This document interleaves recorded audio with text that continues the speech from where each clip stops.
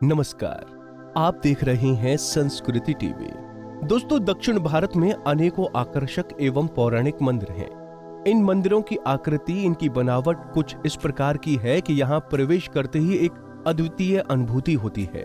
इन्हीं में से एक अनोखा मंदिर है तिरुपति बालाजी, जो न केवल भारत अपितु विश्व के अनेक देशों में प्रसिद्ध है। ये भारतीय वास्तुकला एवं शिल्प कला का उत्कृष्ट उदाहरण है। आंध्र प्रदेश के चित्तूर जिले में स्थित तिरुपति बालाजी मंदिर भारत के मुख्य तीर्थ स्थलों में से एक है। इसका वास्तविक नाम श्री वेंकटेश्वर मंदिर है, क्योंकि यहाँ पर भगवान वेंकटेश्वर विराजमान हैं, जो स्वयं भगवान विष्णु हैं।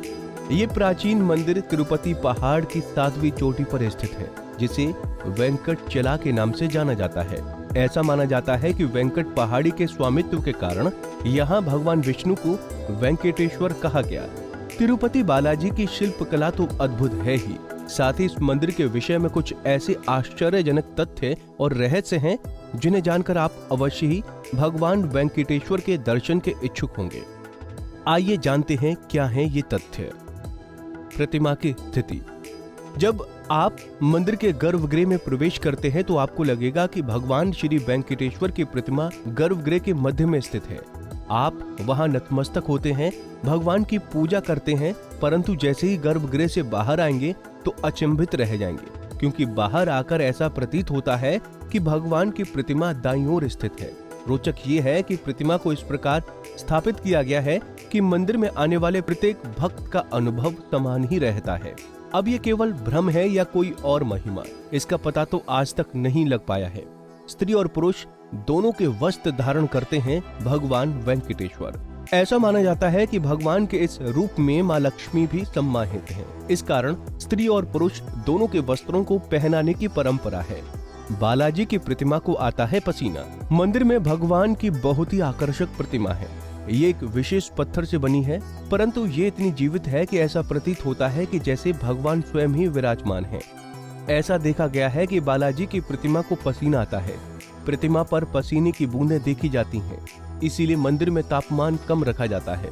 बालाजी का अनोखा गांव। वेंकटेश्वर स्वामी मंदिर से 23 किलोमीटर पर एक ऐसा गांव स्थित है जहां गांव वालों के अतिरिक्त कोई बाहरी व्यक्ति प्रवेश नहीं कर सकता।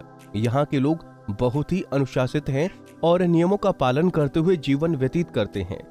मंदिर में अर्पित होने वाले पदार्थ जैसे पुष्प, फल, दही, घी, दूध, मक्खन आदि सभी इसी गांव से आते हैं।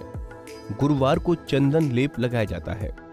प्रत्येक गुरुवार भगवान को चंदन का लेप लगाने के पश्चात अद्भुत रहस्य सामने आता है।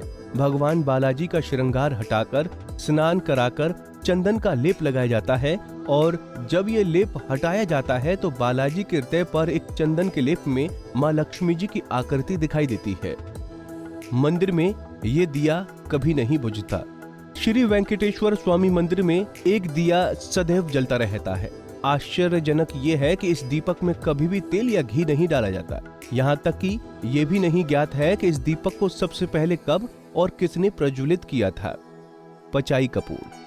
भगवान वेंकटेश्वर की प्रतिमा पर पचाई कपूर लगाया जाता है। इस कपूर के विषय में कहा जाता है कि यदि ये किसी भी पत्थर पर लगाया जाता है तो पत्थर में कुछ समय में दरार पड़ जाती है, परंतु भगवान बालाजी की प्रतिमा पर पचाई कपूर का इस प्रकार का कोई प्रभाव नहीं होता। असली हैं बालाजी के केश। कहा जाता है कि भगवान वेंकटेश्वर के केश असली हैं, जो कभी उलझते नहीं और हमेशा मुलायम रहते हैं। ये एक अचंबा है कि एक प्रतिमा पर लगे बाल असली कैसे हो सकते हैं। मंदिर के दाईं ओर एक छड़ी रखी जाती है। ये वो छड़ी है जिससे कभी बचपन में भगवान बालाजी की पिटाई की गई थी।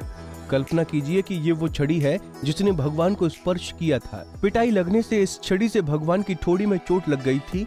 इस चोट पर चंदन का लेप लगाया था, इसी कारण उनकी ठोड़ी पर चंदन का लेप लगाया जाता था। प्रतिमा से आती है लहरों की ध्वनि।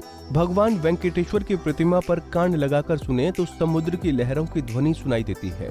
ऐसा भी कहा जाता है कि भगवान की प्रतिमा सदैव नम रहती है। तो दोस्तों, उम्मीद है आपको हमारी ये जानकारी पसंद आई होगी। ऐसी ही धर्म और आस्था से जुड़ी जानकारी के लिए देखते रहिए संस्कृति टीवी।